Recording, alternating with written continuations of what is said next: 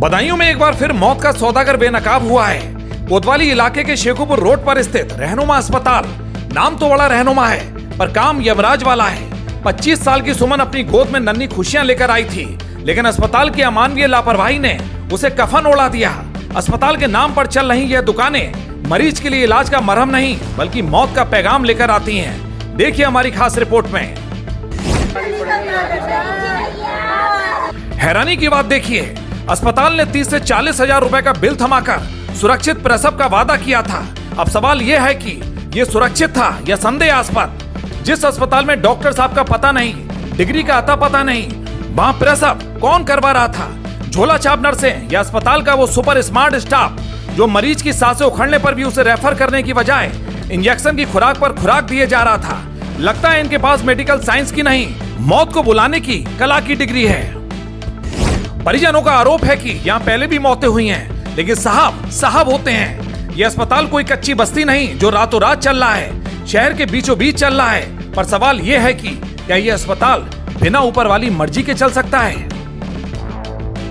और मेरी बीवी का इलाज के दौरान गलत इंजेक्शन देने के कारण मेरी बीवी की मौत हो गई। कब भर्ती कराया था?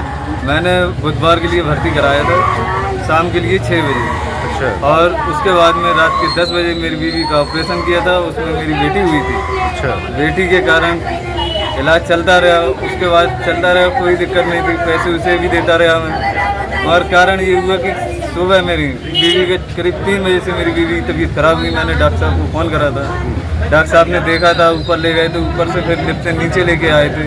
नीचे लाने के बाद में फिर इन्होंने पता नहीं कौन सी दवाई दी थी, इंजेक्शन लगाया था, जिससे मेरी बीवी की हालत ज़्यादा ख़राब हो गई, यानी कि चलने फिरने लाए और पैर बिल्कुल लैट गए थे। उसके बाद उन्होंने कहा था कि उससे क्या कहते हैं बरेली ले जाओ। अब मैं बरेली लेके गया, मेरी बीवी रास्ते में ही एक्सपायर हो गई।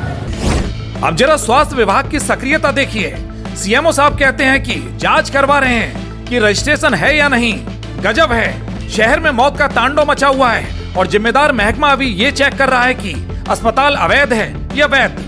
सवाल ये है कि जब शहर में मासूमों की बलि चढ़ रही होती है तब क्या विभाग कुंभकर्णी नींद में रहता है या फिर इन नर्सिंग होम की दीवारों में सुरक्षा कवच के नाम पर कुछ ऐसी फाइलें दबती हैं जिससे जिम्मेदार अधिकारी अपनी आंखें मूंद लेते हैं? आखिर कब तक चलता रहेगा ये मौत का खेल? बिना डॉक्टरों के, बिना सुविधाओं के और बिना खौफ के चल रही ये अस्पताल किसी और के नहीं बल्कि उन अफसरों की देन है जो अपनी मेज पर बैठकर फाइलों की लीपा पोती में व्यस्त हैं। बदायूं की जनता अब कार्रवाई नहीं बल्कि न्याय चाहती है। और याद रखिएगा, अगर आज ये रहनुमा नहीं रुके तो कल आपकी बारी हो सकती है। सिस्टम जागेगा या फिर अगली फाइल का इंतजार करेगा, फैसला आपका है। बदायूं से कुमार विकास की ये खास रिपोर्ट।